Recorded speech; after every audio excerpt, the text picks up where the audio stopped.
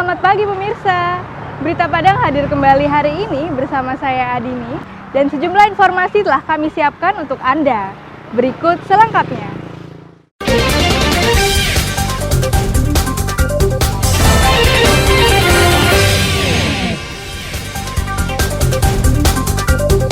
Daerah di kaki Gunung Merapi dilanda banjir bandang, puluhan orang dilaporkan hilang. Isak tangis keluarga pecah saat salah seorang anggotanya dibawa ke kantor polisi karena mengedarkan sabu-sabu. Ibda Endi, polisi yang juga berstatus dosen di Universitas Islam Negeri Imam Bonjol Padang.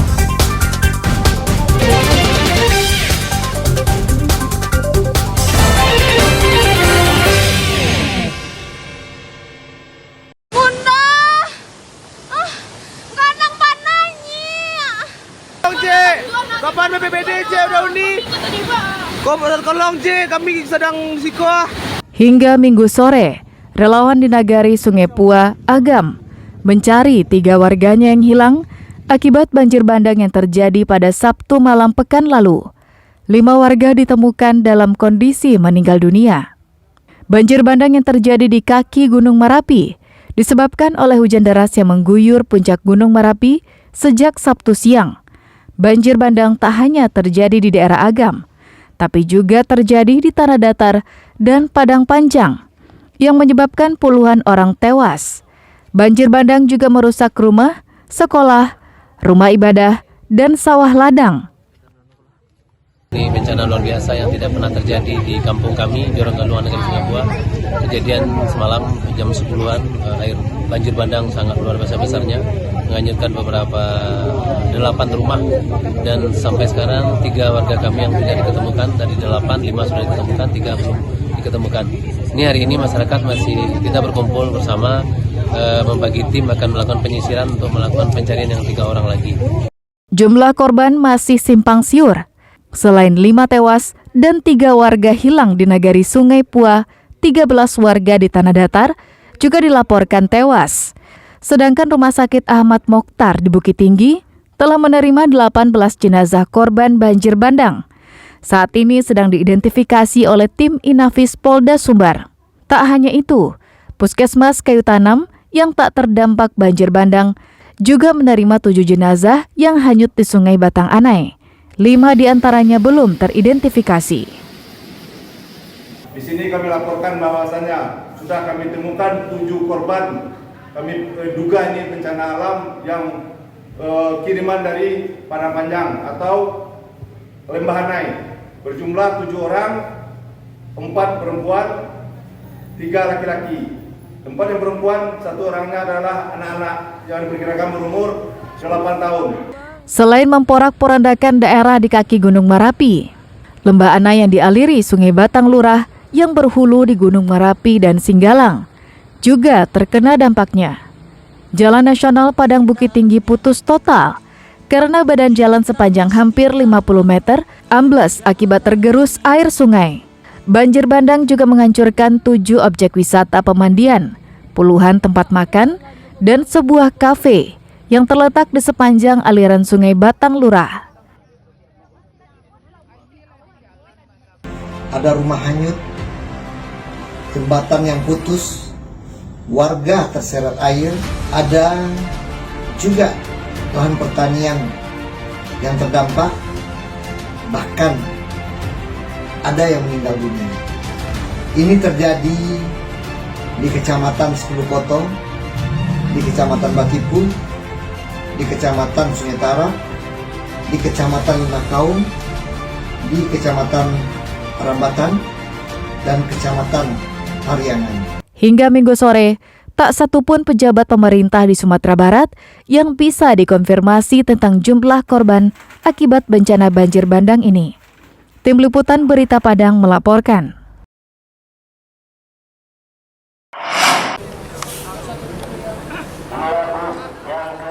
Seorang jemaah haji asal Padang yang masuk pada kloter 12 meninggal dunia. Maka sesuai prosedur, keberangkatannya dialihkan kepada anaknya. tapi baru bisa berangkat pada tahun depan. Sebanyak 393 calon jemaah haji dari kloter 1 yang berasal dari Padang, Sabtu petang memasuki asrama haji Padang. Jumlah ini terdiri dari 150 jemaah laki-laki, 286 jemaah haji perempuan, serta 7 petugas dan pendamping. Ya memang ada jemaah Kota Padang itu ada yang meninggal kemarin, 1 orang itu mungkin gagal untuk berangkat tahun ini, dan sudah ada pengganti daripada jemaah tersebut untuk melaksanakan haji. Itu di kloter 12 itu jemaah KBH Mitra Janda. Di asrama haji Padang, calon jemaah haji akan diperiksa kesehatannya. Setelah itu, mereka akan memperoleh gelang dan paspor dari Imigrasi Padang. Menurut Kepala Kantor Imigrasi Padang, H-1 sebelum keberangkatan, pihaknya akan membagikan paspor kepada calon jemaah haji. Untuk itu, petugas imigrasi telah berada di asrama haji untuk melakukan stempel paspor dan pemeriksaan visa tiap-tiap calon jemaah haji. Hari ini, jadi ya H-1 sebelum keberangkatan, jadi ini kan nyangkut sistem one stop service ya, jadi kita melayani untuk haji selain untuk one stop service yang lainnya, termasuk imigrasi dalam pembagian paspor. Jadi kita laksanakan H-1 untuk keberangkatan besok di tanggal 12 Mei. Tahun ini, embarkasi Padang akan memberangkatkan 6.592 jemaah haji, dengan rincian 4.806 berasal dari Sumatera Barat, dan sisanya sebanyak 1.702 jemaah berasal dari Bengkulu. Jemaah haji embarkasi Padang akan diterbangkan dalam 17 kelompok terbang atau kloter. Robiha melaporkan dari Padang.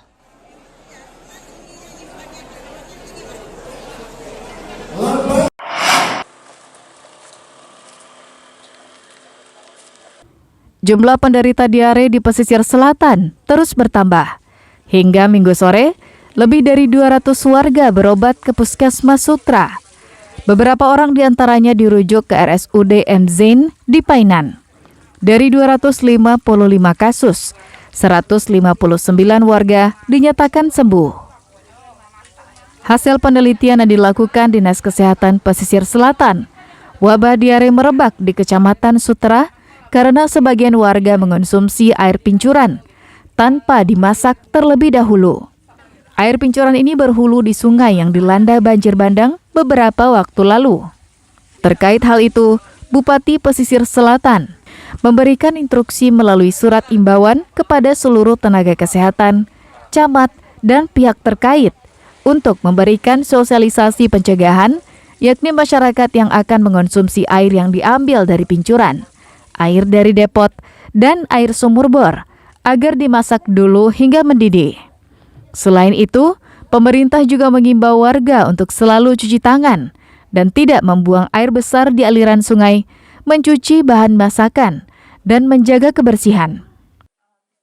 Kalau pasien tadi dia peserta BPJS, ya itu ditanggung oleh BPJS. Kalau non BPJS, ya kita menginstruksikan ke rumah sakit dan puskesmas untuk mempergunakan dana blutnya, tanggap daruratnya tadi.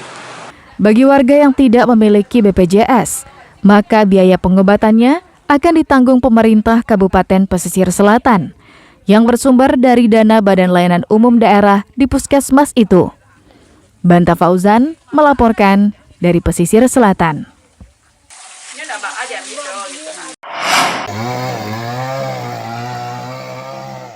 Puluhan warga Timpeh Darmasraya bergotong royong membangun jembatan darurat usai jembatan permanen yang melintang di atas Sungai Pinang ambruk karena pondasinya tergerus air sungai yang meluap.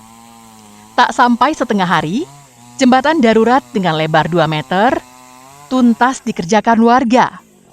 Jembatan itu hanya memanfaatkan 2 batang kayu sebagai tulang. Sedangkan lantainya hanya dibuat dari papan yang disusun. Meski sederhana, namun jembatan itu telah bisa dilalui oleh sepeda motor. Warga sepakat bergotong royong membangunnya karena tak mungkin menunggu bantuan pemerintah untuk membangun jembatan darurat. Pasalnya, jembatan itu menjadi akses lalu lintas yang sangat vital bagi warga di 3 nagari, yakni Nagari Timpeh, Taratak Tinggi, dan Kampung Jauh, yang dihuni ribuan warga di 16 jorong. Jadi 3 hari yang lewat telah terjadi bencana di Kecamatan Timpeh yang mengakibatkan robohnya jembatan yang sangat dibutuhkan oleh masyarakat Nagari Tabek, Nagari Timpeh, dan Taratak Tinggi. Dan ini hasil dari karya masyarakat melalui swadaya dan bergotong royong, dan alhamdulillah untuk kendaraan roda 2 sudah bisa dilewati. Warga berharap pemerintah Dharmasraya segera membangun jembatan permanen agar bisa dilewati mobil dan truk. Sejatinya, apa yang dilakukan warga ini perlu diapresiasi semua pihak. Karena dengan cepat membangun jembatan darurat secara swadaya tanpa menunggu bantuan pemerintah. Eko Pangestu melaporkan dari Dharmasraya.